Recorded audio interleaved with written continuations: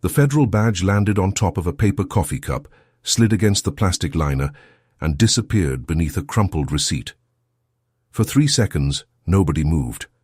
Mara Villanueva stood beside Pump 6 with one hand resting on the roof of her rental car. Sergeant Travis Cole looked certain he had ended an argument. Mara knew he had just begun one. "Sergeant," she said, her voice level, "retrieve that credential and verify it." Cole folded his arms. "I'm not accepting an unverified badge as authority here." "Then verify it." A younger officer near the patrol car glanced from Cole to Mara. His nameplate read, Parker. He looked as if he wanted to speak, but had not yet decided whether he was allowed. Mara checked the digital clock inside the gas station window. 9:17 a.m. 5 minutes, she said. Cole frowned. "What?" "In 5 minutes, someone is going to explain exactly what you just threw away." That was where the morning seemed to split in two.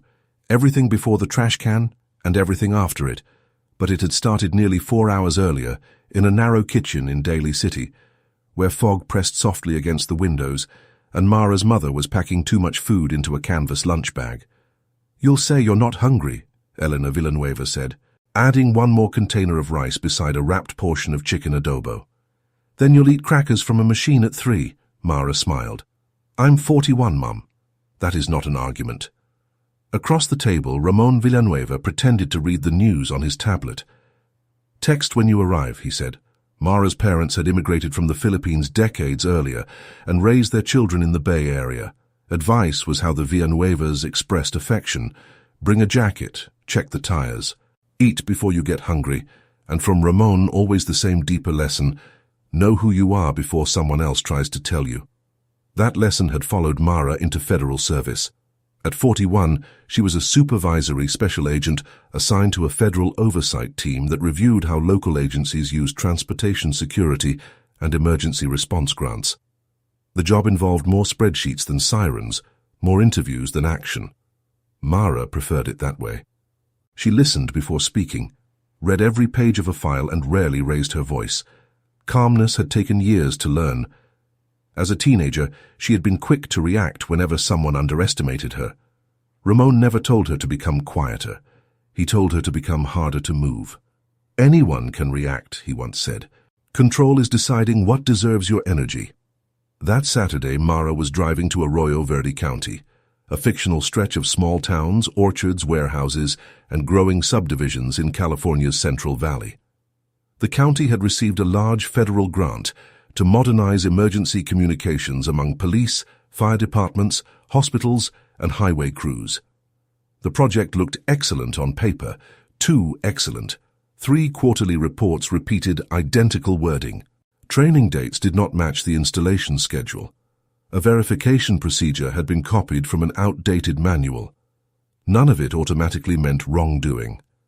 In Mara's experience, serious institutional problems often began with ordinary things, rushed paperwork, assumptions, and people too embarrassed to admit they did not understand a new system. Her assignment was to discover why the county's documentation made so little sense before the next funding review. She arrived without an entourage, no government SUV, no advance visit to the police station, just a grey rental sedan, a navy jacket, comfortable shoes, and a leather credential case in her messenger bag. By 8:50, the coastal fog had given way to a bright valley sky. Roadside stands advertised peaches, honey, and pistachios. Mara drove in silence, thinking about the 11 o'clock meeting. County administrators knew they were meeting a federal reviewer, but they did not know her exact role. That was intentional. She wanted to see ordinary operations before everyone polished their files and rehearsed their answers. At 9:08, a warning light appeared on the dashboard. Low tire pressure. Mara sighed and took the next exit. Valley Junction Fuel and Market was busy with Saturday travelers. A family loaded coolers into an SUV. 2 cyclists stood beside an air machine. A landscaping crew drank coffee near a white truck. Mara parked by the compressor and checked the front passenger tire. She was crouched beside the wheel when a patrol car rolled past. Inside it, Sergeant Travis Cole noticed the black equipment case visible through her rear window. Arroyo Verde County had spent weeks dealing with confusion over outside contractors arriving to test new communications equipment. Some carried county badges, others vendor cards, and several used temporary credentials printed from different templates. Cole had complained that patrol officers had never received a clear list of who was authorized to inspect what. He was not wrong about the confusion. His mistake was believing frustration gave him permission to stop listening. His partner, Officer Ethan Parker, looked up from the dashboard tablet. "Another inspector?" Ethan asked. "Maybe." Ethan had been with the department 6 weeks. At 26, he was still new enough to notice how confidently experienced people could speak while guessing. Cole stepped out. Mara had finished filling the tire when she heard him behind her. "Ma'am, can I ask what you're doing with that equipment?" She followed his gesture toward the case. "It belongs to my office." "What office?" "Federal government." Cole's posture changed. "Which agency?" Mara reached slowly for her messenger bag. "I can show you my credentials." Ethan joined them as Mara opened the leather case and handed it over. The gold shield caught the sunlight. Cole studied the photograph, then the unfamiliar oversight office designation beneath the federal seal. "I've never seen one of these." "That's why there's a verification number on the back." He turned it over. "This isn't on the sheet dispatch gave us." "It wouldn't be. I'm not a contractor." "Then why weren't we notified you were coming?" "Because your department is part of the review." The sentence should have made him pause. Instead, it made him defensive.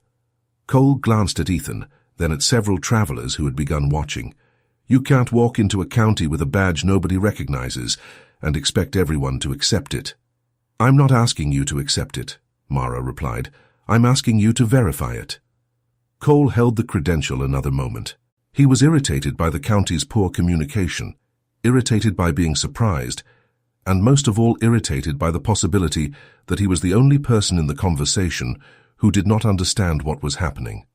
Then he made the decision that would define the rest of his morning. He walked to the trash can. Ethan's eyes widened. "Sergeant," too late. Cole dropped the leather case inside. "There. Until I know what that is, it has no authority here." Mara looked at the trash can, then at him. Her mother's lunch bag sat on the passenger seat. Her father's voice returned from years earlier. "Know who you are before someone else tries to tell you." Mara did not raise her voice. She did not reach into the trash. She simply checked the time. 9:17. 5 minutes, she said, and for the first time Ethan Parker wondered whether the calmest person in the parking lot might also be the one with the most authority. Ethan Parker had learned during academy training that uncertainty was not a failure. Pretending certainty was. For 6 weeks, however, he had watched people around him treat hesitation as weakness. Veteran officers answered questions before dispatch finished asking them. Supervisors moved through routine calls with the confidence of people who had seen every possible version of a problem. Ethan admired that confidence, but he had also begun to notice its shadow. Once someone believed he already knew the answer, new information could sound like disrespect. Sergeant Cole was standing beside Mara Villanueva's rental car with exactly that expression. Ethan glanced toward the trash can. "Sergeant, I can call the number," he said. Cole barely looked at him. "Dispatch has the approved contractor sheet. She said she isn't a contractor. I heard her." Mara remained beside the car, hands relaxed at her sides. She did not interrupt them. Ethan felt the choice settle on him. It was a small choice, almost embarrassingly small. Pick up the radio, read a number, ask a question. Yet the presence of a supervisor could make simple things feel dangerous. He walked back to the patrol car anyway. Cole called after him. "What are you doing?" "Verifying it." Cole exhaled sharply but did not stop him. Ethan opened the driver's side door, leaned over the center console and reached for the microphone. From where he stood, he could still see Mara reflected in the patrol car window. She was looking toward the road, not at Cole, as if she had decided that refusing to perform anxiety was the only control available to her. "Dispatch, Unit 12, Ethan said. "Need federal credential verification." The dispatcher answered after a pause. "Go ahead. Ethan repeated the name he had read on the badge before Cole dropped it away. Mara Elena Villanueva, Federal Oversight Credentials, Supervisory Special Agent. Stand by. Ethan looked at the dashboard clock. 9:19. Outside, Cole paced once around the rear of the rental sedan. You said you're reviewing this department? He asked Mara.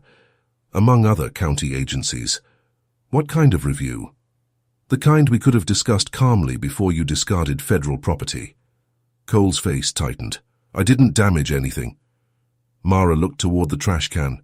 That is not the standard I would choose. A man filling a pickup at the next pump tried not to smile.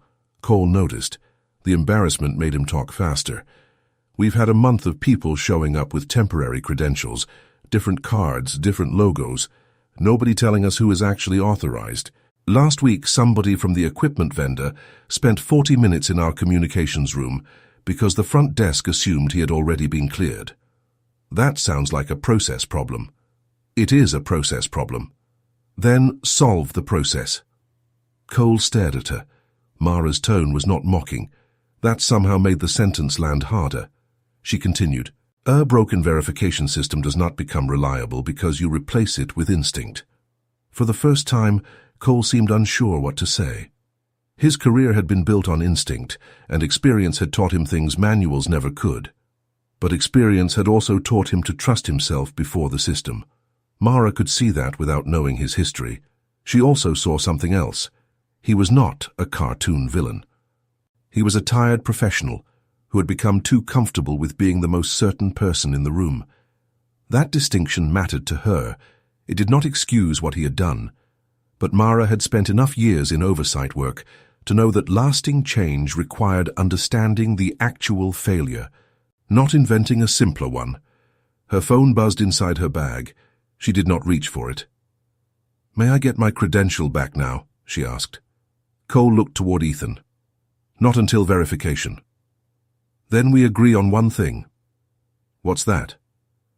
Verification matters. Ethan heard the dispatcher return. Unit 12, contact confirmed. Credential active. Repeat. Active federal credential for Supervisory Special Agent Mara Villanueva. Ethan closed his eyes for half a second. Then the dispatcher added, Stand by for priority contact from Arroyo Verde Chief's office. Cole's radio crackled almost immediately. Sergeant Cole, this is Chief Delaney. Cole reached for the unit on his shoulder. Yes, Chief. Are you currently with Agent Villanueva from the Federal Grant Oversight Team? Cole looked at Mara. Yes. A pause followed. It was brief, but everyone close enough to hear seemed to feel it. Then retrieve her credentials immediately and treat her as the lead federal reviewer she is. Cole's shoulders lowered. Chief Delaney continued. She is scheduled to conduct the county-wide interoperability review at 11. That review affects our next phase of communications funding. Do you understand? The air around Cole changed. This was no longer an argument he could contain inside a gas station parking lot. The person standing in front of him was connected directly to the review his department had spent months preparing for. Yes, Chief. And Sergeant? Yes? I just received a call from the regional federal liaison asking why Agent Villanueva's credential required emergency verification from a roadside stop. Cole's face lost its remaining certainty. I can explain. You can explain at headquarters. First fix what you can fix there. The radio went silent. Ethan looked at the clock. 9:22. 5 minutes. Exactly. Cole stared at the trash can. Then he walked toward it. No one laughed. That made the moment more uncomfortable. He lifted the lid, moved aside a stack of paper cups, and found the leather credential case near the top. A streak of coffee had marked one corner. Cole wiped it carefully with a clean napkin from the dispenser beside the pump. When he returned, he held it out to Mara. I was wrong. Mara accepted the case and inspected it without drama. Cole swallowed. I should have verified it first. Yes. He waited for more. She gave him none. That silence frightened him more than anger would have. Agent Villanueva, please. His voice had changed. I know how this looks. Mara lifted her eyes. How does it look? Cole glanced toward the people nearby, then back at her. Like I made my mind up before I had the facts. That is what happened. I can make this right. You can begin to. He stepped closer, then stopped himself at a respectful distance. Please don't leave thinking this department is careless. Mara looked at the federal badge in her hand, then at the patrol sergeant who had dismissed it 5 minutes earlier. I'm not here to decide what your department is from one bad decision, she said. I'm here to find out how your department makes decisions. Cole's expression shifted. That sentence was worse than a threat because it contained no anger at all, only purpose. Mara placed the credential back inside her bag. Your chief said headquarters? Cole nodded. Good. You can ride ahead. Agent Villanueva. She opened the driver's side door. If you want me to believe this morning was an isolated error, Sergeant Cole, don't ask me to forget it. He went quiet. Help me understand how it happened. Mara sat behind the wheel and closed the door. Ethan watched her start the engine. On the passenger seat, beside a canvas lunch bag, sat a yellow legal pad with 3 handwritten questions for the county review. By the time she pulled away, Mara had added a 4th. What happens here when the least senior person in the room knows the senior person is wrong? Ethan did not know she had written it, but as he climbed back into the patrol car beside Sergeant Cole, he had the uneasy feeling that he was about to become part of the answer. Mara arrived at Arroyo Verde Police Headquarters at 10:04, 56 minutes before the scheduled review. The building sat behind a civic center with a library on one side and a low county administration complex on the other. Young sycamores lined the sidewalk. A banner stretched over the entrance, announcing a fall community preparedness fair. Nothing about the place looked dramatic. That was familiar to Mara. Important institutional problems rarely announced themselves from the outside. She parked, turned off the engine, and stayed seated for a moment. Only then did she allow herself to look closely at the coffee stain on the edge of her credential case. It was small, almost ridiculous. Yet seeing it brought back the instant when Cole had let the badge fall into the trash, as if certainty mattered more than evidence. Mara felt anger arrive late after the event, when there was finally room for it. Her phone buzzed again. Mom. Mara answered. Hi. You didn't text? I know. You arrived? Yes. Elena heard something in her daughter's voice. Mothers often did. What happened? Mara looked through the windshield at headquarters. A police sergeant decided my federal credential wasn't real. Silence. What did you do? Elena asked. I asked him to verify it. And? He threw it in a trash can. Another silence, longer this time. Then Elena said very calmly, Did you get your badge back? Mara almost laughed. Yes. Good.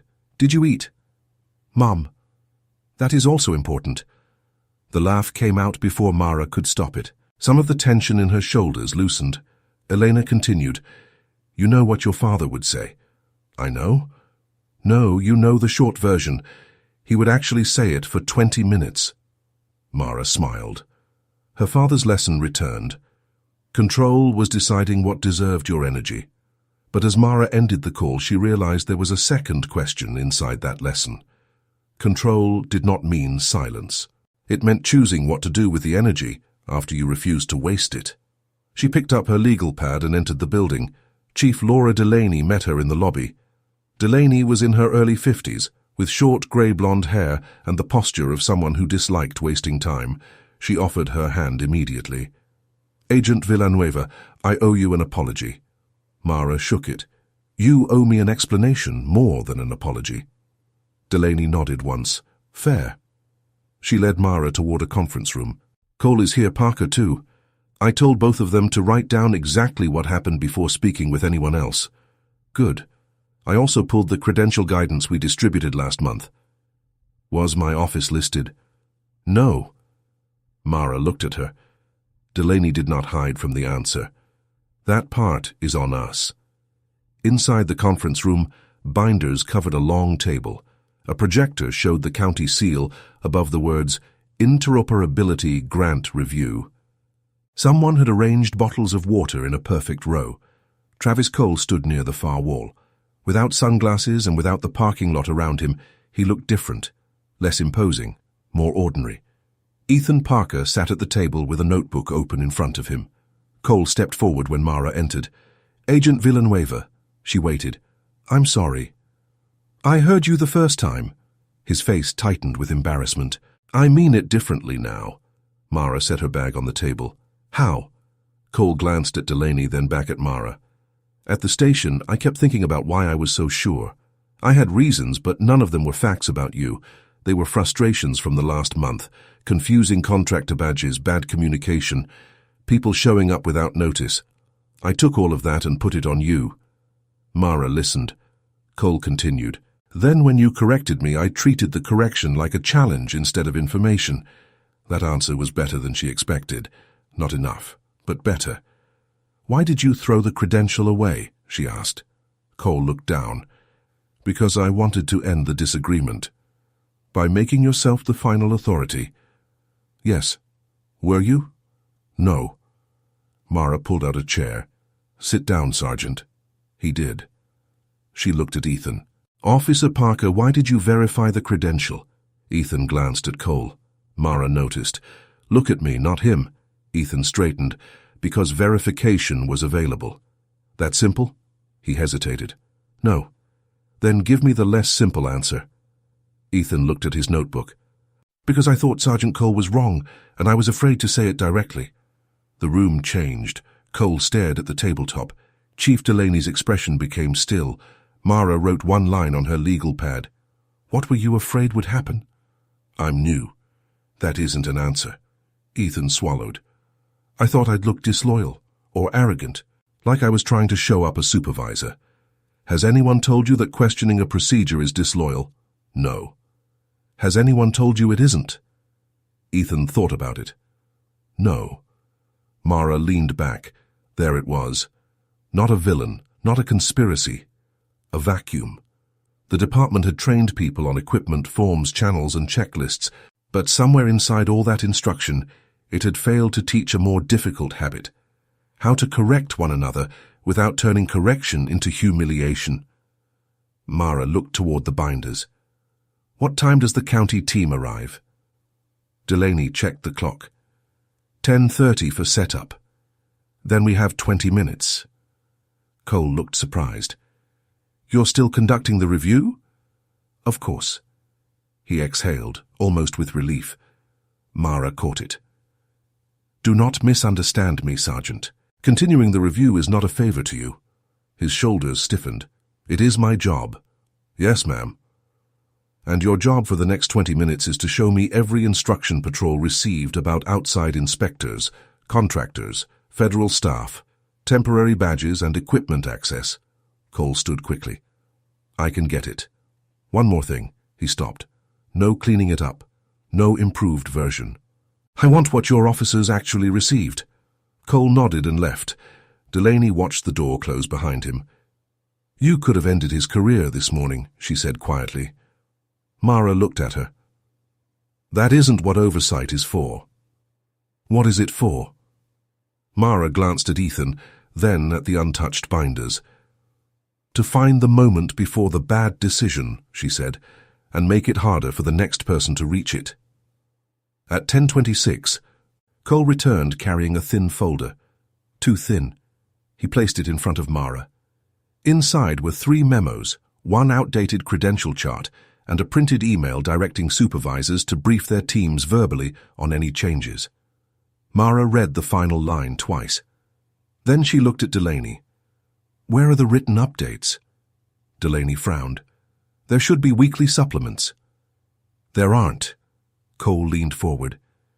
"We get them in roll call." "Verbally?" Mara asked. "Mostly." Mara turned to Ethan. "If you miss roll call, you ask somebody what changed. And if they forget something," Ethan gave a small, uncomfortable shrug.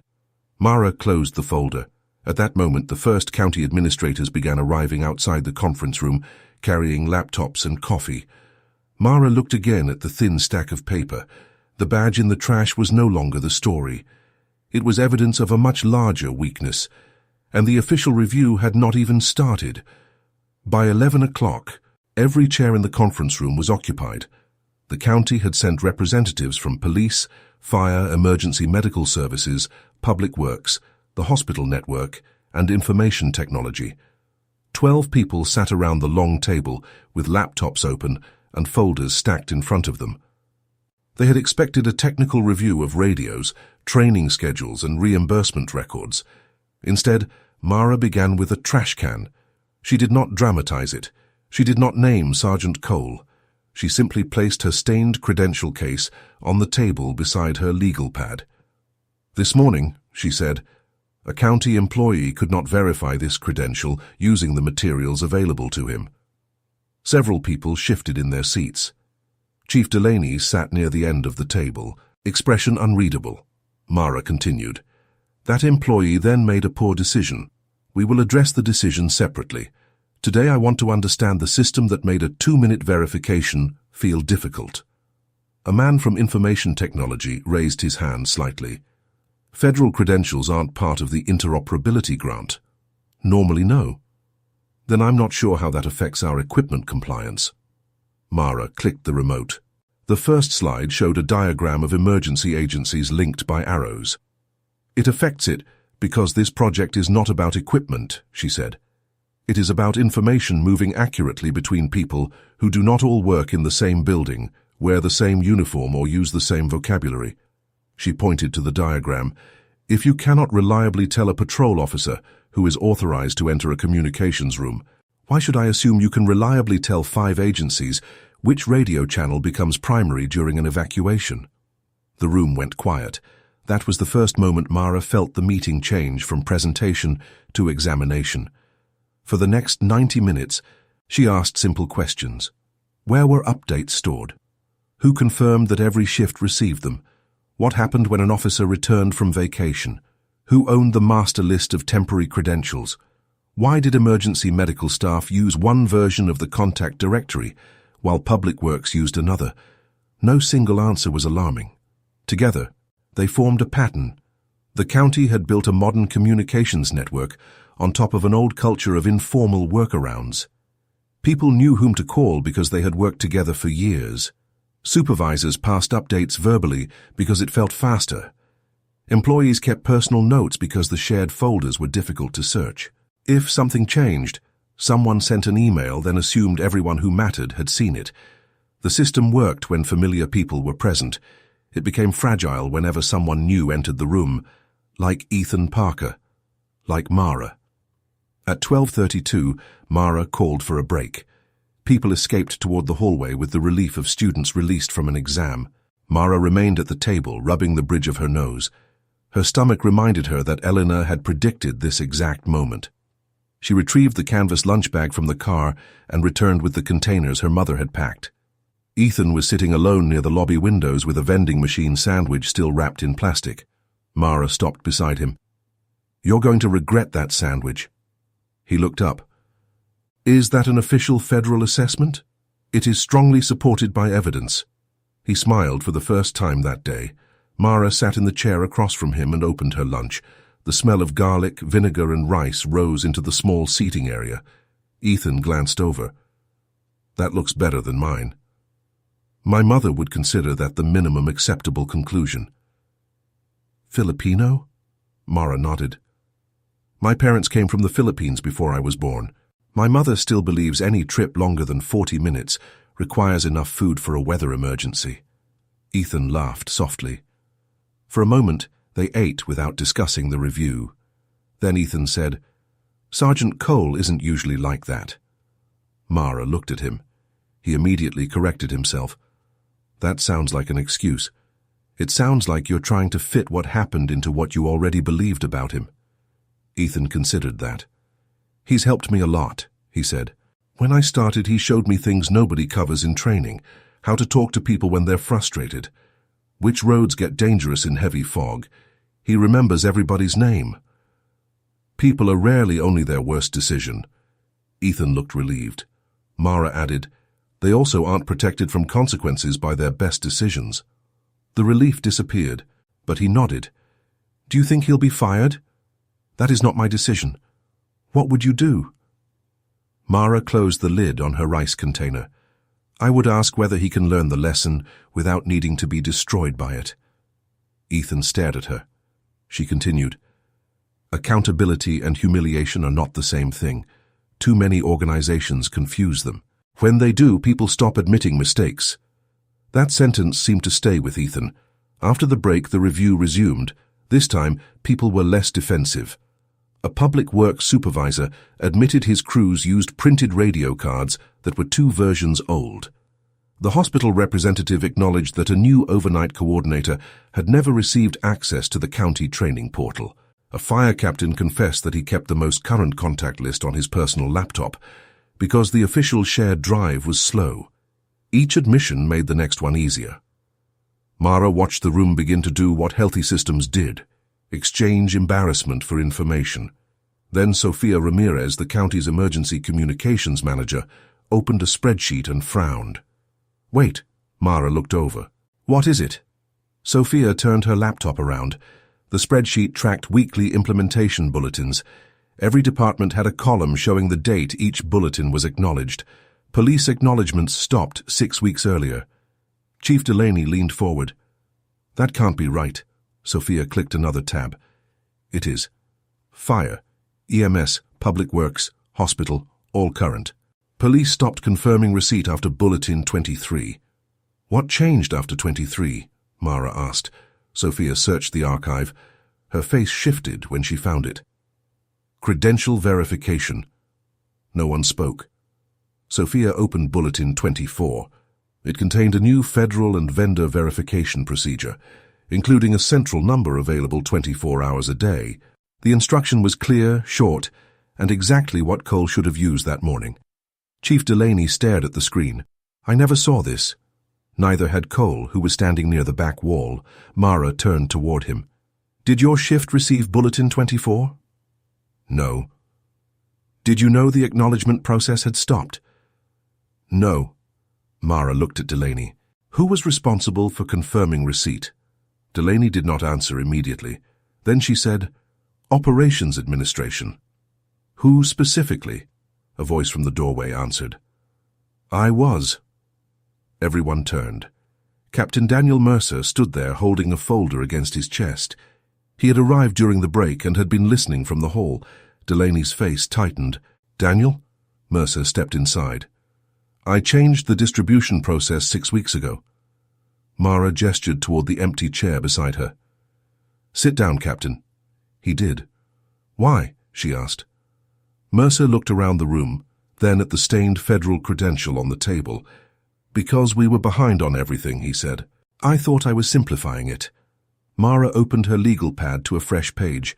The morning had started with one officer making one arrogant decision. Now the trail had reached the person who had quietly removed the very safeguard that might have prevented it. And unlike Cole, Captain Mercer did not look defensive. He looked relieved to have finally said it out loud. Captain Daniel Mercer did not try to blame anyone else. That was the first thing Mara noticed. He sat with both hands around a paper cup of coffee he had not touched, and explained how a simple administrative shortcut had slowly become policy without ever being called policy. 6 weeks earlier, 2 civilian staff members had transferred to other county departments. Mercer inherited their reporting responsibilities while still managing patrol schedules, equipment requests, and the final phase of the communications grant. His inbox began filling with implementation bulletins from the county, the state, vendors, and federal offices. I thought people were drowning in updates, he said. So I stopped forwarding every bulletin. What did you do instead? Mara asked. I summarized the important parts at supervisor meetings. And supervisors were expected to brief their shifts verbally. Yes. Who decided what was important? Mercer looked at her. I did. Mara let the answer sit. There was no dramatic confession in the room, no hidden scheme, just a capable person who had become overloaded, made a shortcut, and never built a way to check whether the shortcut was working. Chief Delaney rubbed her forehead. Daniel, why didn't you tell me you were buried? Mercer gave a tired smile. Because you were buried too. The honesty in that sentence softened something in the room. Mara looked around the table. She had seen this pattern in hospitals, transit agencies, emergency offices, and federal departments. People protected one another from workload by silently absorbing more work. Eventually, protecting the team meant hiding the fact that the team was no longer functioning well. "Who here knew Captain Mercer was covering 2 additional roles?" she asked. Almost every hand went up. "Who knew the bulletin confirmations had stopped?" No hands. "That difference," Mara said, "is the gap we need to close." The afternoon changed after that. Instead of asking departments to defend their records, Mara asked them to map how information actually traveled. On a whiteboard, she drew boxes for every agency and arrows for every update. Some arrows came from shared drives, others came from email. Several existed only as phrases like "tell night shift" or "ask Karen." By 3 o'clock, the board looked less like a system than a plate of tangled noodles. Ethan Parker stood near the door watching. Sergeant Cole had returned after completing his written account of the gas station incident. He had been quiet for hours, speaking only when someone asked him a direct question. During a short break, he approached Mara. "Can I say something without making it sound like I'm asking for a favor?" "You can try." Cole nodded toward the whiteboard. "This morning I thought the problem was that nobody gave Patrol enough information. That is part of it. I'm seeing the other part now." "What part?" "I didn't look for information once I decided I was right." Mara studied him. Cole seemed smaller than he had at the gas station, but not because anyone had diminished him. Certainty had simply stopped holding him upright. "I keep replaying you telling me to verify the badge," he said. "It would have taken 2 minutes." "It took Ethan about that long." Cole glanced toward the younger officer. "I should have listened to him too." "Did he tell you to stop?" "Not exactly." "Then both of you learned something." Cole gave a short nod.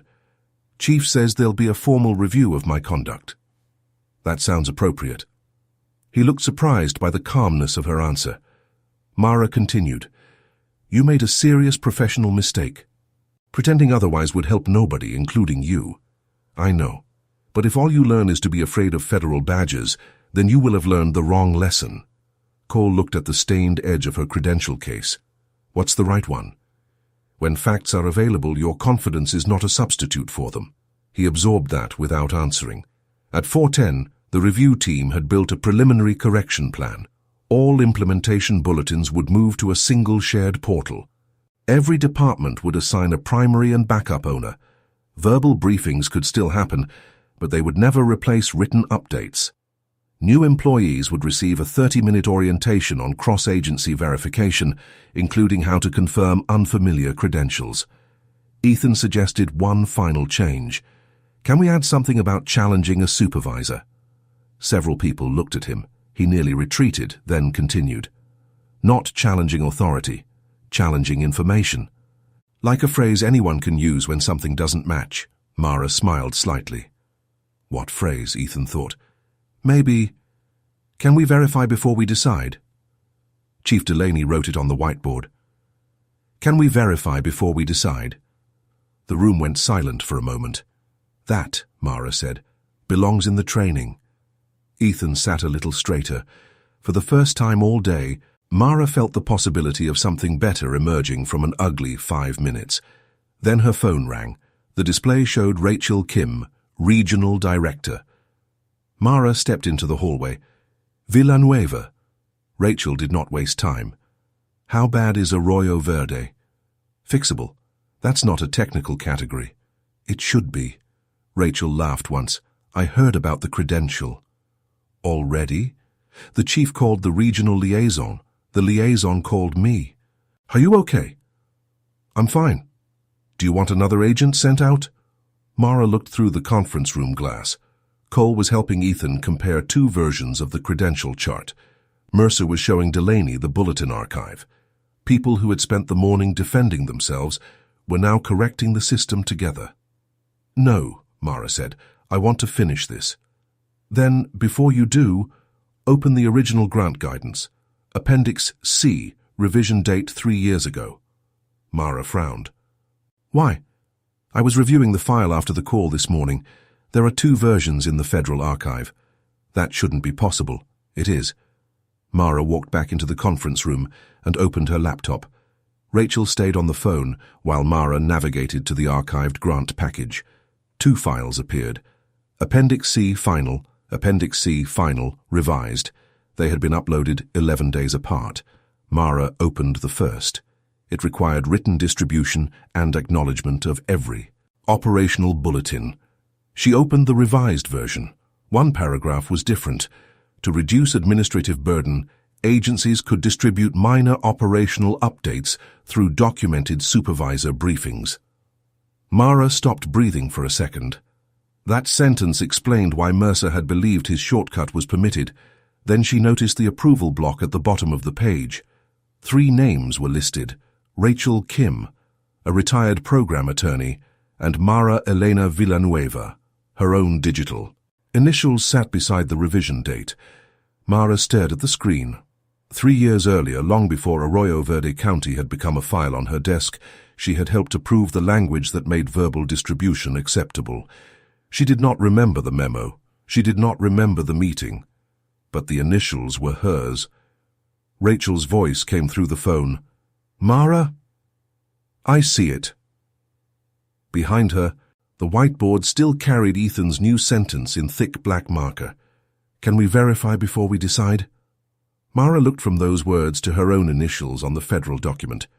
All morning she had been asking Arroyo Verde to examine the moment before a bad decision. Now the trail had reached her own desk, and for the first time that day Mara was no longer only the reviewer, she was part of the review. For several seconds, Mara did nothing except look at her initials. The conference room continued moving around her. A chair scraped. Someone closed a laptop. Captain Mercer whispered something to Chief Delaney. Yet Mara heard all of it from a distance, as if the room had moved to the other side of thick glass. 3 years earlier she had approved the sentence now glowing on the screen. To reduce administrative burden, agencies could distribute minor operational updates through documented supervisor briefings. It had sounded reasonable then. It still sounded reasonable if read quickly. That was the problem.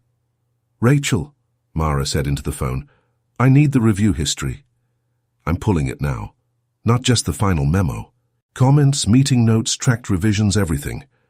"You think somebody changed your language?" Mara looked at the black marker on the whiteboard. "Can we verify before we decide?" "I don't know what I think yet."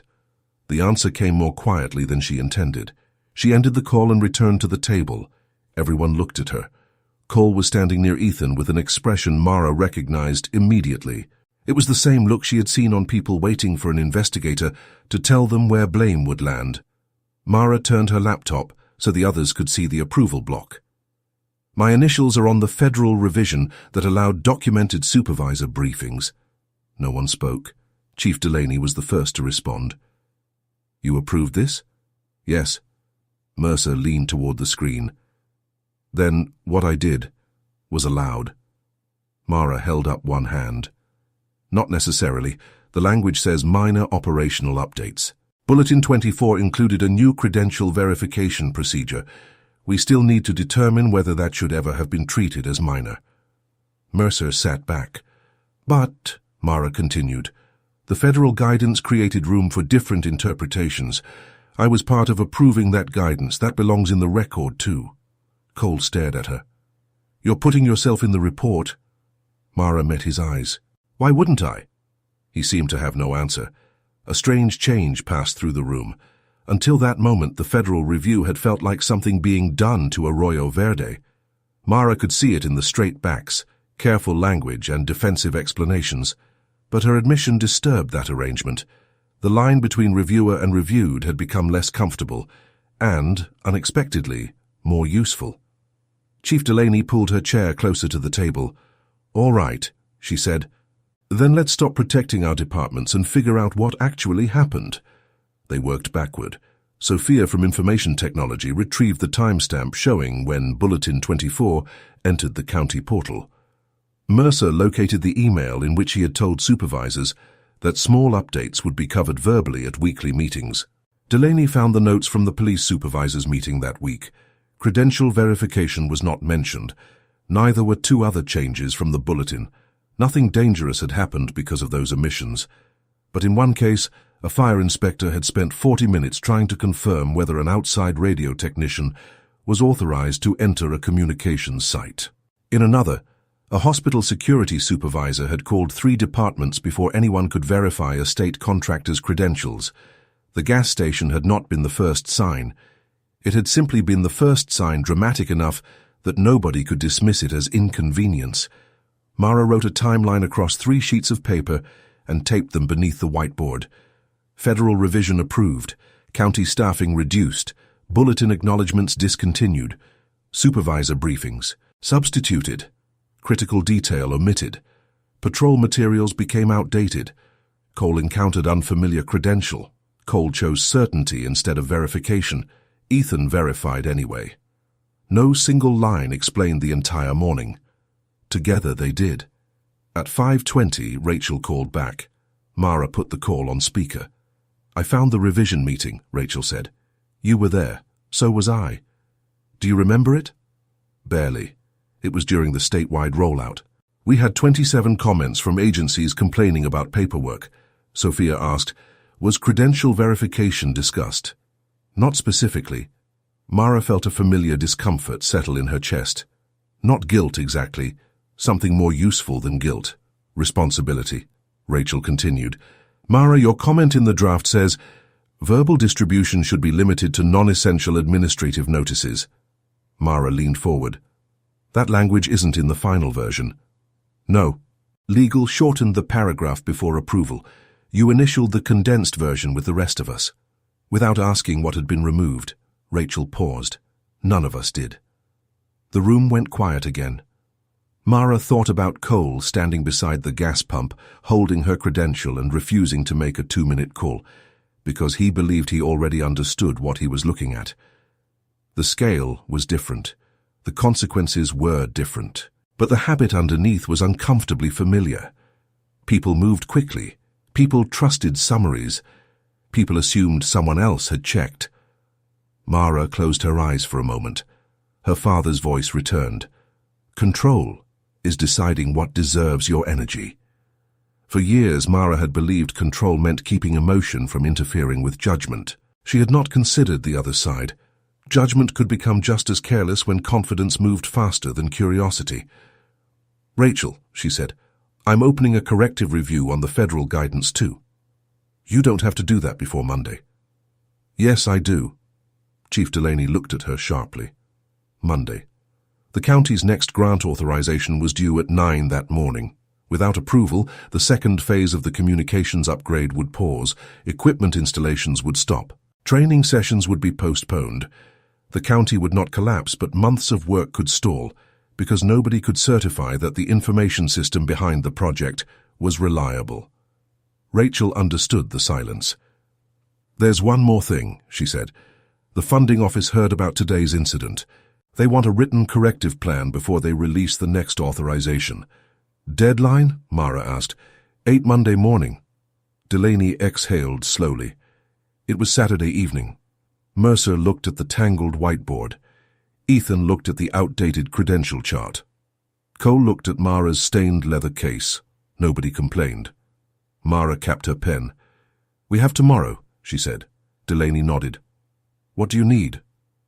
"Everyone who owns a piece of this system, not titles. Owners." Mercer reached for his phone. Ethan started gathering the documents into clean stacks. Cole hesitated. "What about me?" Mara considered him. "Tomorrow morning, you're going to help us test the process you should have used today." Cole swallowed. "Understood. And Sergeant?" "Yes?" "If the test tells us something we don't like, we do not argue with the test." For the first time since the gas station, the corner of Ethan's mouth almost lifted. Cole noticed. Then, unexpectedly, so did his. "Verify before we decide," he said. Mara looked at the sentence on the board. It had started as a young officer's suggestion. By the end of the day, it had become something larger, a rule for Arroyo Verde, a rule for federal reviewers. And, Mara realized, a rule she might have needed long before she arrived. Mara did not leave Arroyo Verde until after 7. By then, the Civic Center had emptied. The library lights were off. Sprinklers clicked across the grass in slow silver arcs, and the parking lot that had been crowded all afternoon held only 4 county vehicles and her grey rental sedan. She sat behind the wheel without starting the engine. Her mother's canvas lunch bag was still on the passenger seat. Mara opened it and found exactly what she expected. 2 containers she had not eaten, a folded napkin, a small packet of sliced mango, and a note written on the back of a grocery receipt. Eat before you solve everybody's problems. Love, Mom. Mara laughed quietly. Then she rested her forehead against the steering wheel. The day had required calm from her every minute. Now that nobody was watching, the calm felt heavy. She had spent years becoming the person in the room who noticed what others missed. She liked being prepared. She liked knowing the policy number, the deadline, the hidden paragraph in an appendix. Competence had become part of how she understood herself. Seeing her initials on the flawed guidance had unsettled something deeper than professional pride. Her phone rang. "Mom," Mara answered on speaker. "You forgot to text," Eleanor said immediately. "I know." "You ate?" Mara looked at the untouched containers. "Yes." There was a pause. "Mara, Eleanor." "Fine, I'm eating now." She opened the chicken adobo and took a bite with the plastic fork her mother had packed. "Better?" "Much." Ramon's voice came from somewhere in the background. "Ask her how the meeting went." "I can hear you, Dad." "Then answer." Mara smiled, but it faded quickly. "I made a mistake 3 years ago." Neither parent interrupted. She told them about the revised guidance, the missing phrase, her initials, and the county system that had slowly turned one flexible sentence into a chain of assumptions. When she finished, Ramon asked, "Did you know it was a mistake when you signed?" "No." "Do you know now?" "Yes." "Then you are 3 years wiser." Mara leaned back in the seat. "That sounds too easy." "It is not easy," he said. "Easy is pretending you never signed it," Elena added, "or finding somebody smaller to blame." Mara looked toward the dark police headquarters. That happened today, too. She told them about Cole and the trash can, leaving out none of the embarrassment, but refusing to turn him into a cartoon villain. He had been arrogant, he had been wrong. He had also been working with outdated information inside a system that rewarded fast decisions. Eleanor was silent for a few seconds. "Did he apologize?" "Yes." "Did you accept?" "I told him to help me understand how it happened." "That sounds like you." Mara closed her eyes. "What does that mean?" "That you would rather fix a door than stand there being angry because someone left it open."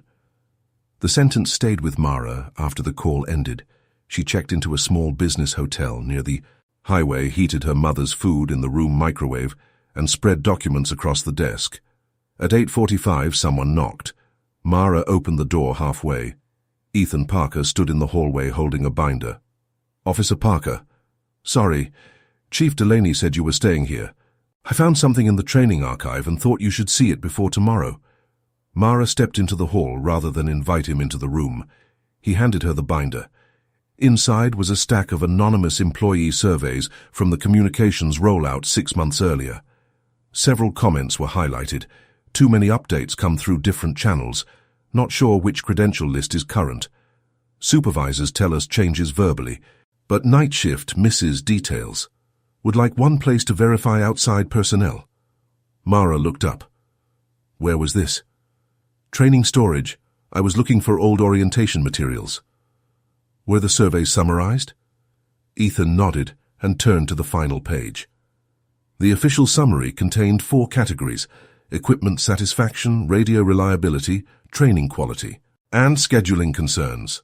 The comments about information flow had disappeared into a single sentence. Some employees requested additional administrative clarification. Mara read it twice. "Who wrote the summary?" "County Training Office, but that's not why I brought it." Ethan pointed to the distribution line at the bottom. Federal Oversight Portal, quarterly performance upload. Mara felt the day tightening around her again. Her own team had received this summary. Not the original comments, just the softened version. She looked at Ethan. "Good catch." He shifted uncomfortably. I should have said something sooner this morning. Mara closed the binder. You did say something. Not enough. I asked if I could call. Then when Sergeant Cole told me no, I almost dropped it. But you didn't. Only because it felt wrong. Mara leaned against the hallway wall. Do you know what experience does to people sometimes? Ethan shook his head. It gives us a library of patterns. That's useful. Then one day we start believing every new situation must already exist somewhere on the shelf. He glanced at the binder. And new officers? You have fewer books, so you notice when the story doesn't fit. Ethan smiled slightly. That's the nicest way anyone has ever described not knowing what I'm doing. Mara laughed. Keep not knowing long enough to ask good questions. He started toward the elevator, then stopped. Agent Villanueva. Yes? Sergeant Cole requested better credential training twice last summer. Mara straightened. You saw the requests? They're in the same archive. Both marked pending. That changed the shape of the morning again. Cole had behaved badly at the gas station. Nothing erased that. But months before making the wrong decision, he had identified the weakness that helped create it. The system had ignored him. Then he had allowed his frustration with the system to become an excuse for ignoring Mara. Mara looked down at the binder in her hands. Responsibility was becoming less convenient with every new document. She thanked Ethan and returned to her room. At 10:12, she found Cole's two requests. The first asked for a standardized credential chart. The second recommended a direct verification number accessible from patrol tablets. Both were practical. Both had been submitted respectfully. Both had vanished into an administrative queue. Mara added them to the timeline. Then she opened the federal quarterly report her own office had reviewed 6 months earlier. The county's employee feedback section carried a green status indicator. No significant implementation concerns reported. Mara stared at the green circle. She had spent the day discovering how information became smaller each time it passed through another person. Now she could see the final stage. By the time the truth reached her desk, uncertainty had been compressed into confidence. At 10:30, she sent Rachel a photograph of the survey comments and the green federal status. Rachel replied less than a minute later, "We need to talk tomorrow." Mara placed the phone beside the stained credential case. Tomorrow had begun as a day to repair Arroyo Verde. It was becoming a day to examine the entire way her own office decided what deserved attention. At 7:03 Sunday morning, the Arroyo Verde Emergency Training Center smelled like fresh coffee, printer paper, and the faint rubber scent of new radio equipment. Mara arrived to find 23 people already there. Chief Delaney had brought patrol supervisors, dispatchers, firefighters, hospital security staff, public works employees, and 2 county technology specialists. Captain Mercer stood beside a rolling whiteboard covered with arrows. Ethan had taped a handwritten sign above the main table. "Verify before we decide." Cole was carrying folding chairs from a storage room. He wore plain clothes instead of his patrol uniform. Mara noticed, but did not ask why. Delaney answered the question later. "I moved him off field duty until the conduct review is complete," she said quietly. "Not as a verdict, just until we know what retraining and supervision are appropriate." Mara nodded. "That's your decision." He asked to be here today. That was his decision. At 7:30, Mara began the exercise. She had created 6 fictional visitors, a federal equipment auditor, a state health inspector, a radio vendor, a county contractor, an emergency management consultant, and a utility engineer. Each participant received an identification card, designed to look unfamiliar but containing enough information to verify it through the correct channel. The assignment was simple. Do not guess. Do not rely on recognition. Confirm identity using the system. The first attempt was a mess. A dispatcher searched an outdated shared drive for 4 minutes before realizing the county portal had a newer directory. A fire captain called a phone number that had been disconnected. A hospital supervisor found 3 different credential charts with 3 different revision dates. Nobody became angry. That was Mara's rule. Every failure was documented, not defended. By 8:15, They had filled an entire whiteboard. Again, Mara said. Sophia from Information Technology replaced the scattered links with a single temporary verification page. Mercer created a visible revision date. Delaney assigned one person to monitor the central phone line. Ethan tested the instructions from a patrol tablet. The second attempt took less than half the time. Then Mara gave Cole the federal auditor card. He looked at it and gave a short, humorless laugh. Of course. You wanted realistic training. I walked into that one. His role was to approach Ethan at a simulated roadside inspection and claim he had authority to examine county equipment. Cole played it straight. Federal Review Team, he said, holding out the card. Ethan studied it. I don't recognize this credential. Cole looked toward Mara. For half a second, everyone remembered the gas station. Then Ethan continued. That doesn't mean it's invalid. Give me a moment while I verify it. He opened the county page, entered the agency code, and called the central number listed on the back.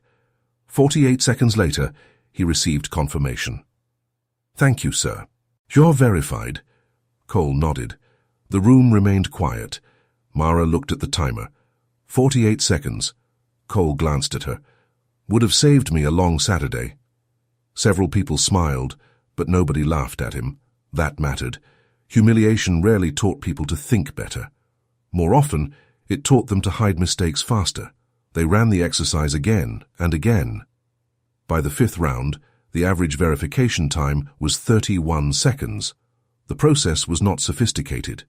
That surprised almost everyone. One current page, one backup number, one clearly identified owner.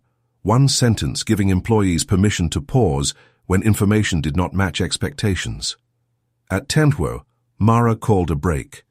She found Cole outside near a vending machine, staring through the glass doors at the empty practice yard. You requested this system months ago, she said. He turned. Ethan had apparently warned him she found the memos. I requested pieces of it. Twice. Didn't go anywhere. That frustrated you? Yes. Mara waited. Cole understood what she was asking. That doesn't excuse what I did. No. He rubbed his hands together slowly.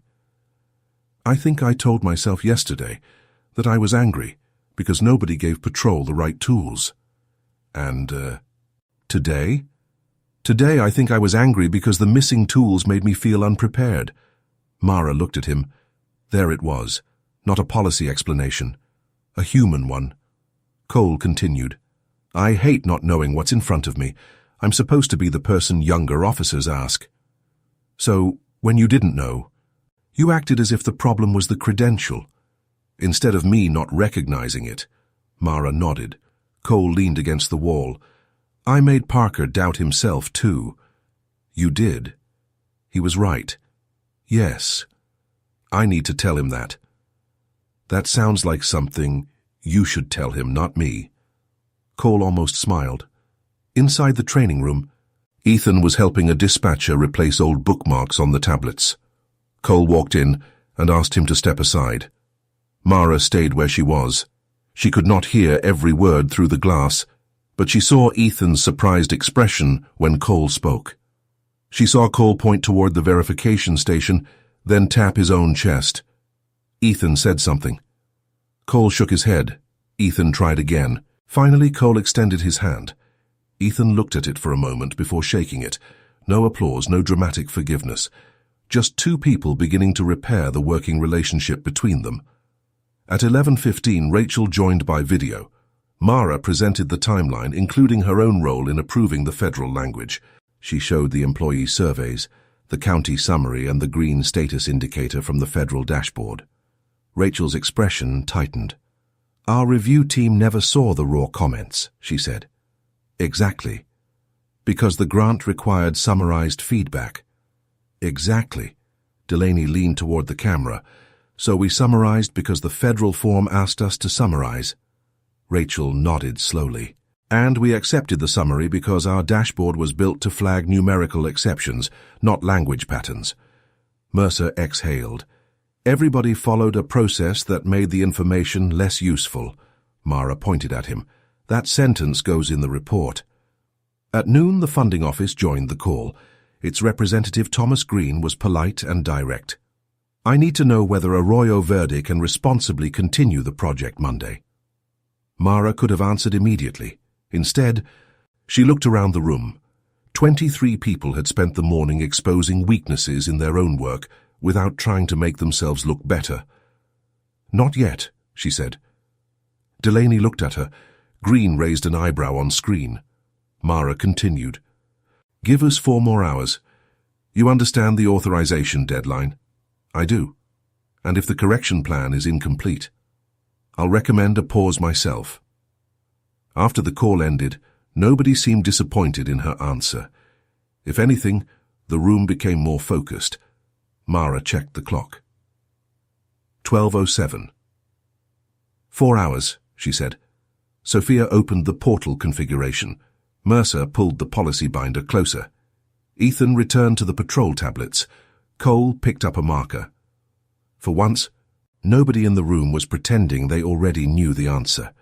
The next 4 hours became the most productive part of the entire weekend. Nobody tried to create a perfect system. Mara would not allow it. "Perfect systems exist in presentations," she told the room. "We need one that works on a tired Tuesday night when the experienced person is homesick and the new employee is alone at the desk." That changed the conversation. Sophia removed 3 unnecessary steps from the verification portal. A hospital representative rewrote instructions that required employees to know which agency owned a credential before they could verify the agency that owned the credential. Mercer created a backup assignment for every administrative responsibility he carried. Chief Delaney did something harder. She opened the staffing chart and admitted that the department had been relying on people to quietly absorb vacant duties for nearly a year. "We kept saying we were being flexible," she said. "What we were actually doing was making important work invisible." Mara wrote the sentence down. At 1 o'clock, Cole asked to contribute his old training requests to the corrective plan. "Not as an excuse," he said quickly, "as evidence that patrol noticed the problem before yesterday." "They belong in the record," Mara said. He placed both memos on the table. The first was dated 8 months earlier. The second, 5 months earlier. Each had been marked pending administrative review.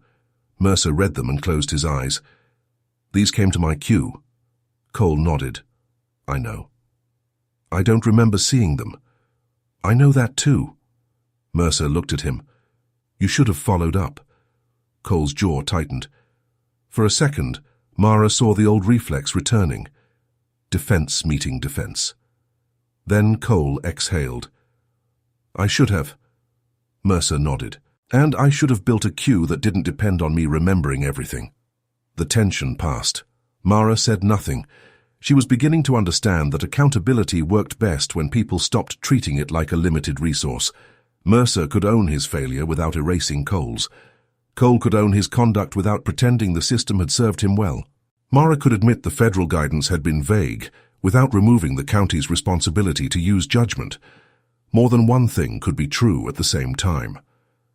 At 1:40, Ethan approached with a draft training card. It fit on a single page. At the top, in bold letters, were 4 words: pause, check, verify, proceed. Below them were 3 questions. Do I know this, or do I only recognize something similar? Is there a current source I can check? Can someone with less authority see something I am missing?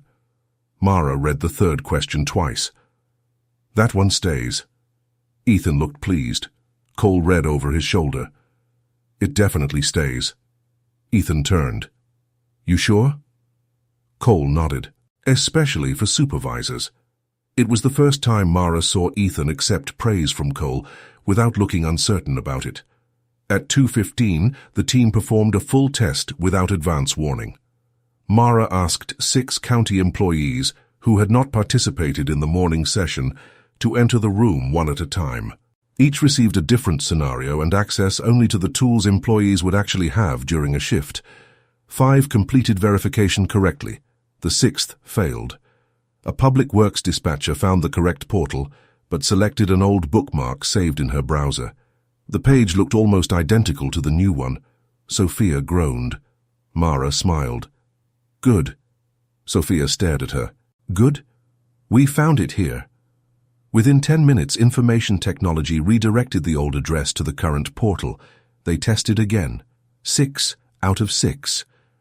At 3:05, Mara began writing her recommendation. She did not use the word success. She used conditional continuation. The county could proceed with the next grant phase if it completed 4 actions: maintain one controlled source for verification guidance, assign primary and backup owners, preserve raw employee feedback alongside summaries, and implement the challenge phrase across departments.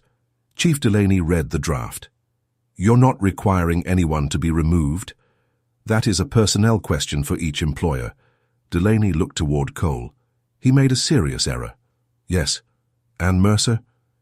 He made another kind of serious error. Mara closed the laptop halfway. If every system failure ends with finding one person to carry the entire weight, everyone else learns to hide their part. Delaney sat with that. What would you do with Cole? Mara shook her head. You don't want me making local personnel decisions based on one weekend? That sounds like something you've said before. It probably is. At 3:40, Cole asked to speak with Delaney privately. They stepped into the hallway. When Delaney returned, she looked surprised. He offered to step down as sergeant. Mara glanced toward the glass wall. Cole was standing outside with his hands in his pockets. What did you tell him? That I don't make permanent decisions in hallways on Sundays. Mara smiled. Good answer. Delaney leaned against the table. He says he doesn't trust his judgment right now. That may be the first sign his judgment is improving. At exactly 4 o'clock, Thomas Green rejoined by video. Mara presented the correction plan. She described the gas station incident without dramatizing it. She described Mercer's distribution shortcut without insulting him. She described the federal guidance and stated plainly that her initials appeared on the revision. Green interrupted. You're identifying your own office as a contributing factor? Yes. That is unusual. It shouldn't be. Rachel on another video window said nothing, but Mara saw the faintest smile. Green reviewed the test results. 31-second average verification. 28 on the final round, Ethan corrected from the back of the room. Mara looked over her shoulder. Green smiled. 28 then. He asked questions for 20 minutes. At 4:27 he gave the answer everyone had been working toward. I will recommend release of Monday's authorization, subject to 30-day monitoring. Nobody cheered. The relief was quieter than that. Mercer sat back and closed his eyes. Sophia rubbed both hands over her face. Ethan whispered, yes, to himself. Cole looked down at the floor. Mara thanked Green and ended the call. Then she turned to the room. This is not finished. Delaney nodded. We know. Good. They began packing. As people left, Cole remained behind. I meant what I told Chief Delaney, he said. About stepping down? Yes. Mara placed her papers in order. Why? Because Parker should never have had to choose between respecting my rank and trusting what he could see. That's true. Cole looked toward the training card. But if I leave the moment I'm embarrassed, I don't learn how to supervise differently either. Mara stopped packing. Cole continued. So I told her I'd accept whatever review decides. If I stay, I want retraining. And I want Parker in the room when supervisors learn the challenge procedure. Mara studied him. Why Parker? Because he was the least experienced person there, and he was the one who checked. That answer mattered more than an apology. Mara picked up the stained credential case. Then start there. Outside, the late afternoon sun had turned the Civic Center windows gold. Mara felt tired. But the exhaustion had changed shape. Yesterday she had arrived believing her job was to identify what Arroyo Verde had done wrong. Now she understood the more difficult task: build a system where being wrong could be discovered early enough to matter. At 7:42 Monday morning, Mara stood in the Arroyo Verde police headquarters lobby watching employees arrive for work. Nobody knew she was observing them. A dispatcher entered carrying 2 coffees and tapped her badge at the security door. A public works supervisor stopped at the reception desk to ask where a vendor should check in. Two patrol officers greeted Ethan, who was standing beside a newly printed verification poster mounted near the entrance. The poster had been designed Sunday night. Pause. Check. Verify. Proceed. Below it, in smaller letters, "Can we verify before we decide?" Mara had resisted adding the second line. It felt too much like a slogan. Then she watched a receptionist use it. A man arrived wearing a state agency jacket and carrying an equipment case. His identification was unfamiliar. The receptionist looked at the card, then at the visitor. "I haven't seen this version before," she said. "Give me a moment while I verify it. No embarrassment, no performance, no assumption that unfamiliar meant false." She opened the portal, made a quick call, and handed the card back. "Thank you. You're all set." The visitor walked on. The entire interaction took less than a minute. Mara looked toward the trash can beside the lobby exit. For reasons she could not explain, she almost laughed. At 8 o'clock, the county submitted its corrective plan. At 8:14, Thomas Green confirmed receipt. At 8:36, the funding authorization was released. Phase 2 of the communications project would continue. Chief Delaney read the email twice before allowing herself to smile. "We get 30 days, she said. 30 days of monitoring, Mara corrected. I was trying to enjoy the moment. You had 6 seconds, Delaney laughed. Captain Mercer entered carrying a new binder with one label on the spine. Controlled distribution log. He placed it on the table. Primary owner, backup owner, receipt timestamps, unresolved items. Mara opened it. The first entry was Bulletin 24. Status, distributed and acknowledged. The second entry was the new verification training card. Status, distributed and acknowledged. Mercer pointed to the final column. And if an acknowledgement is missing after 24 hours, the system sends it to me and my backup. Who's your backup? He smiled. Not me, with a different email address. Delaney laughed again. Small jokes had returned to the room. Mara took that as a good sign. At 9:10, Delaney asked Ethan to join them. He entered, looking worried. Am I in trouble? No, Delaney said. Why does everyone ask that when I call them into a conference room? Ethan wisely did not answer. Delaney handed him a one-page assignment memo. For the next 30 days, he would serve as patrol representative to the county implementation team. Not a promotion, not a reward, a temporary responsibility to test procedures from the perspective of employees who had the least institutional knowledge. Ethan read the memo twice. I'm 6 weeks out of the academy. That is specifically why you're useful, Mara said. He looked at her, then smiled. Fewer books on the shelf? Exactly. Cole arrived a few minutes later. He was still off field duty pending review. His uniform had been replaced by a plain department polo. The change made him look younger somehow. Delaney asked him to sit. The initial conduct review is complete enough for interim action, she said. Cole nodded once. You'll remain off patrol for 2 weeks. You'll complete decision-making retraining, supervisor coaching, and the new verification program. After that, I'll review whether you return to supervisory duty. Understood. You'll also write a training case study of Saturday's encounter. Cole looked at Mara. Without her name? Mara appreciated the question. Use the facts. Leave my name out unless I approve the final version. Cole nodded. Delaney continued. Officer Parker will review it for clarity. Ethan's eyes widened. Cole did not object. Fair, he said. That single word told Mara more about his progress than the apology at the gas station had. At 10, Rachel called. You ready to come home? Mara looked at the packed laptop bag beside her. More than ready. The regional office wants your preliminary memo by Wednesday. They'll have it. And Mara? Yes? I started reviewing other grants that use the same appendix language. Mara's hand stopped on the zipper. How many? Still counting. That is not a comforting answer. No. Rachel paused. Come back first. We'll talk tomorrow. Mara ended the call and left headquarters shortly before 11. Ethan walked her to the parking lot. The grey rental car looked exactly as it had Saturday morning, except the low tire warning was gone. Agent Villanueva? Mara turned. Ethan held out a small clear plastic sleeve. Inside was a clean copy of the verification card. For your office, he said. She read the questions again. Do I know this, or do I only recognize something similar? Is there a current source I can check? Can someone with less authority see something I'm missing? Mara slipped the card into her messenger bag beside the stained credential case. I'll use it. Ethan looked, surprised. At the federal office? Especially there. The drive west felt different from the drive in.